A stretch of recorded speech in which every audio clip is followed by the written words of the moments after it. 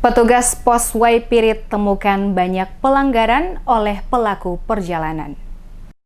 Warga yang menggunakan jasa layanan transportasi laut yaitu feri Hunimua Waipirit menuju beberapa kabupaten di Pulau Seram diwajibkan memiliki surat keterangan sehat dan bukti rapid test yang menjadi syarat saat diperiksa oleh petugas dari tim gugus COVID-19 Kabupaten SBB pada lokasi dermaga feri Waipirit. Pantauan tim DMS Media Group pada lokasi dermaga feri Waipirit Senin 31 Agustus terlihat seluruh penumpang yang datang dari pelabuhan Hunimua Liang dengan angkutan feri diwajibkan melakukan pemeriksaan terlebih dahulu oleh tim gugus tugas yang merupakan tim gabungan COVID sebelum melanjutkan perjalanan ke sejumlah tempat di Pulau Seram. Beberapa petugas terlihat mengarahkan warga untuk turun dari kendaraan mereka untuk mencuci tangan dan mengarahkan mereka ke tenda posko untuk menunjukkan surat sehat dan juga surat tempat tujuan pelaku perjalanan sebelum meninggalkan lokasi pelabuhan Waipirit. Kepala Posko COVID-19 Waipirit Viko saat diwawancarai pada posko menjelaskan, posko yang dibentuk tim gugus percepatan penanganan COVID-19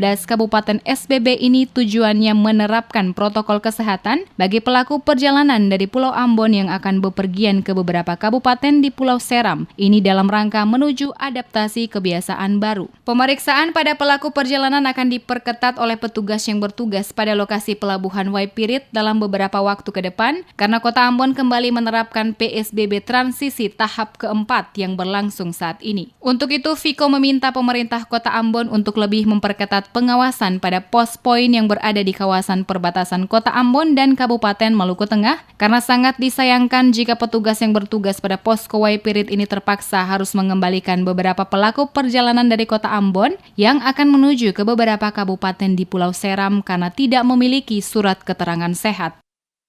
Dalam tugas penanganan COVID-19 ini itu dilimpahkan kepada Satpol PP yang di-backup oleh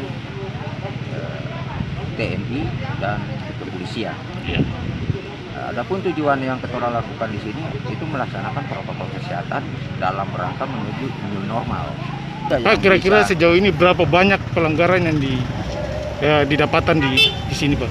Pelanggaran yang kita dapatkan di sini itu sangat banyak ya, tetapi sudahlah karena kita berpikir bahwa kita ini sama-sama ya warga masyarakat dalam satu provinsi.